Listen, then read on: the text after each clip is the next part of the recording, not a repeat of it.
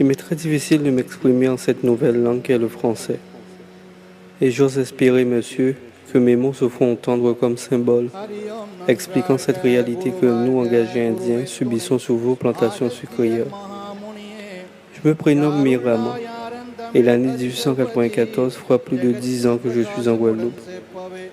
Je travaille sur l'habitation de l'île à Petit Canal, et nous sommes une petite centaine à répondre présent tous les jours pour assurer la coupe quotidienne sur vos plantations. La plupart d'entre nous sommes de modestes travailleurs qui essayent de vivre sur cette île.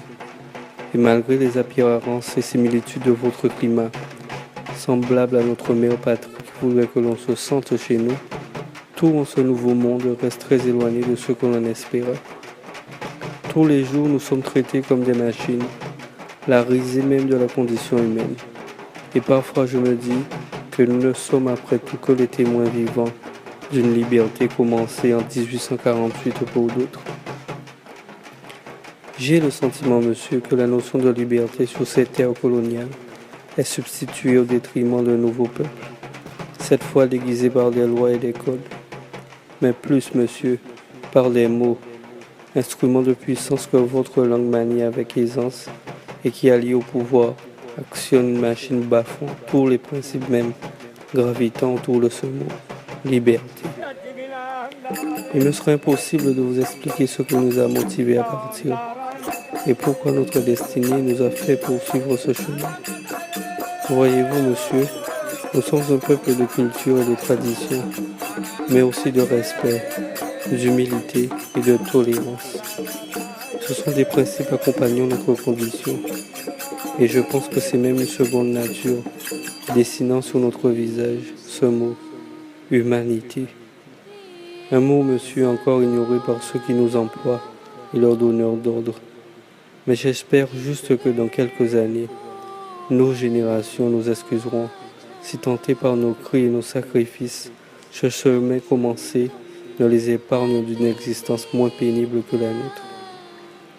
Une existence, monsieur, qui ne veut plus voir aucun d'entre nous enterrer une mère brûlée dans vos champs de canne.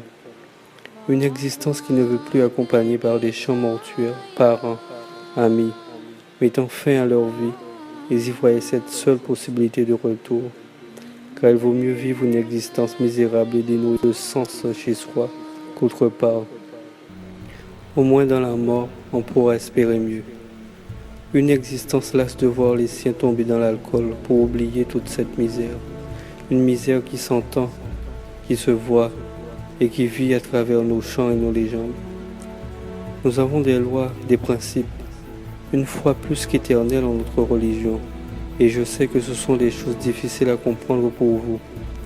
Certains d'entre nous ont laissé femmes et enfants pour venir travailler dans les îles.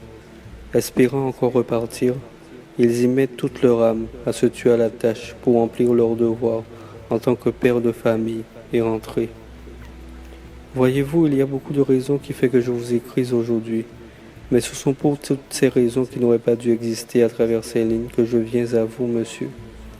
Trop de fois ces mots ont été portés aux lèvres de mes semblables, et aucune langue au monde ne pourra vous faire comprendre ce que trop des fois j'ai été témoin. C'est le droit à une vie et une existence que nous réclamons. Chaque homme et femme du monde a, je pense, son histoire à bâtir, participant en même temps à celle de son pays. Tous les jours, nous accomplissons ce pourquoi nous avons été engagés. Nous ne demandons que du respect et un peu d'humanité envers ce pays des droits de l'homme. Une notion qui, je pense, reste à définir, et dans un jour, nous y participerons. Ce n'est plus pour nous que maintenant nous voulons nous battre, mais pour ceux qui nous précéderont, pour ceux qui auraient du mal à oublier les pleurs de leur mère, et à qui, je pense, nous cacherons cette misère. Nous ne voulons pas pardonner, ni oublier. Ce qui a été fait est fait, c'est ainsi. Maintenant, c'est à travers nos enfants que nous plaçons nos espoirs. C'est pour eux que nous tenons, et c'est à travers eux que nous avançons. J'espère en tout cas que mes mots seront entendus par qui de droit, puisqu'ils sont porteurs de messages de plusieurs voix, exprimant une réalité pour les hommes et des femmes, mais plus. Ils aspirent, monsieur, à de l'espoir pour des êtres à un âge encore innocent, et dont j'espère ces mots n'auront pas raison d'eux aussi. Je vous prie d'agréer, monsieur, mes salutations les plus distinguées.